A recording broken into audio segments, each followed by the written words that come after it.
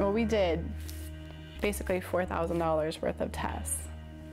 Blood tests, nerve conduction study, MRI, and came up with nothing. In the beginning, it's frustrating. I'd been to 2 family doctors, a nurse practitioner, and a neurologist. Once it declares war on your body, it's crippling. It attacks your different organs and attacks your nervous system and attacks your muscles.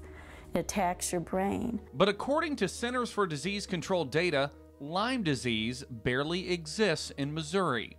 Finding a doctor to diagnose the tick-borne illness can be difficult. It's really hard when you feel bad, physically, emotionally, and something as simple as finding a doctor can be really hard. The doctor, to her credit, she did say, you know, some doctors don't believe there's Lyme disease around here. She says, I see a few cases every year and then treat them. If you do find a doctor willing to take Lyme disease into serious account, yeah, the testing isn't very effective. Diagnosis isn't easy.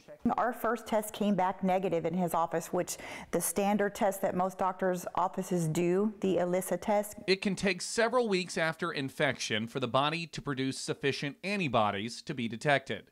Patients tested during the first few weeks of illness will often test negative.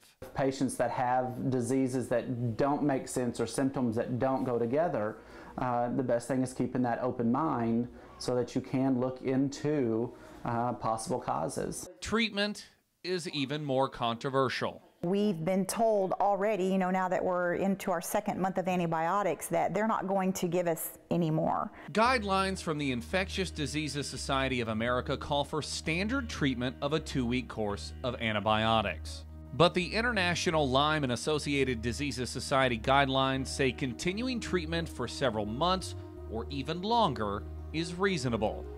But it's up to the doctor to decide which route to take. We need doctors who aren't afraid of us as patients.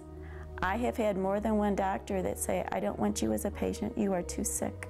Not all cases of Lyme disease involve that bullseye rash around the tick bite that people often associate the tick-borne illness with, which makes it even more difficult to diagnose. You know, many people don't remember actually getting the bite, and they don't feel the need to go to the doctor. It's not until later, when those severe symptoms come up, that they decide they need to seek medical help. Of course, we'll have more information on this story at ky3.com. For Contact KY3, I'm Jay Schurter. Back to you.